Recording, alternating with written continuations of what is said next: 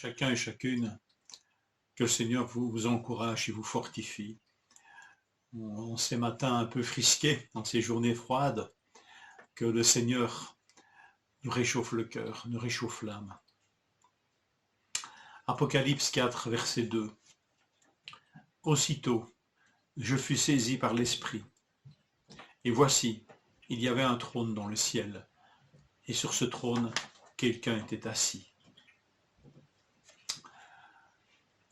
Au centre de tout ce qui peut se concevoir est le trône de Dieu. Ce trône est là pour nous faire comprendre que Dieu règne et est au centre de tout. Dieu n'est pas une force impersonnelle, n'est pas une force invisible et impersonnelle. Il n'est pas le produit de l'imagination de l'homme.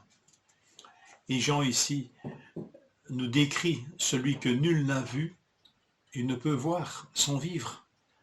C'est pourquoi il nous le décrit avec une économie de mots pour nous dire sa grandeur et sa splendeur.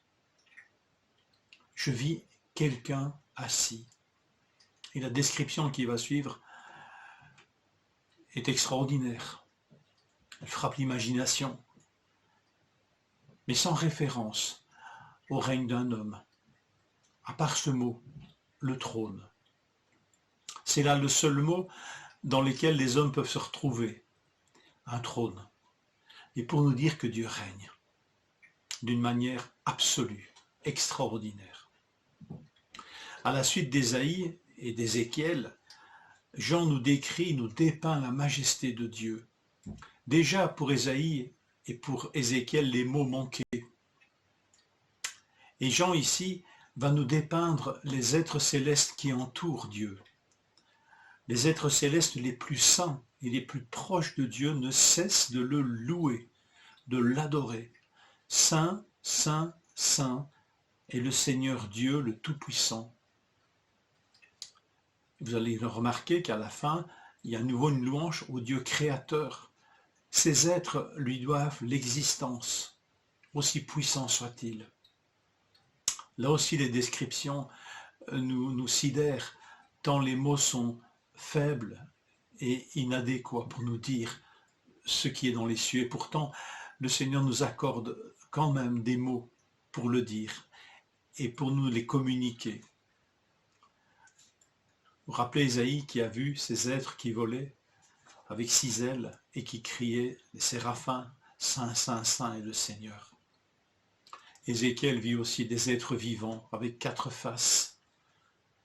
Et Jean ici va en quelque sorte compiler les 2 visions, les réunir pour nous décrire ces 4 êtres vivants qui entourent le trône. Et puis, autour de ce trône, 24 trônes, occupés par des vieillards qui entourent le trône de Dieu. Cette vision nous rappelle que Dieu est au-dessus de tous les trônes, même ceux qui sont dans les cieux. Alors à bien plus forte raison, il règne sur ceux qui occupent des trônes sur cette terre.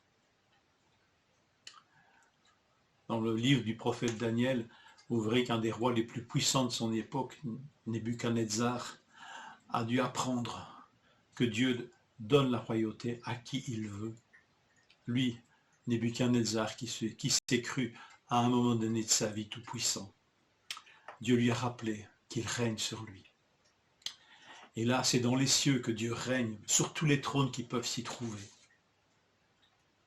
Et ceux qui sont sur ces trônes célestes jettent leur couronne aux pieds de celui qui est sur le trône et ils se prosternent devant lui et ils l'adorent. L'Apocalypse nous amène par ce passage obligé. Un livre qui nous conduit à l'adoration. Est-ce que nous allons nous joindre, nous, à cette adoration céleste aujourd'hui? Tu es digne, notre Seigneur et notre Dieu, toi qui es saint, de recevoir la gloire, l'honneur et la puissance, car tu as créé toutes choses et c'est par ta volonté qu'elles ont été créées et qu'elles existent. Nous sommes de ces créations de Dieu, nous sommes créatures de Dieu. Et c'est par sa volonté qu'elles ont été créées et qu'elles existent. C'est dans cette attitude d'adoration que nous pouvons comprendre ce qui doit arriver par la suite. C'est par là que Jean est passé. Quand le Seigneur lui a dit qu'il allait voir ce qui devait arriver par la suite, Jean est passé par la salle du trône. Et là, il a vu l'adoration céleste de Dieu. Et il nous l'a décrit pour que nous puissions nous y joindre.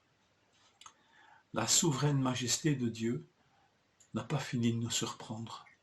Et demain, nous allons encore en lire des choses étonnantes sur ce trône.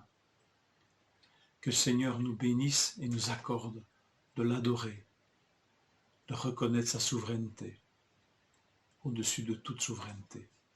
Que le Seigneur vous fortifie, vous encourage. Vous êtes son peuple, vous êtes ceux que le Seigneur s'est acquis pour qu'ils lui appartiennent. Que le Seigneur vous fortifie, vous encourage et m'encourage aussi, bien sûr.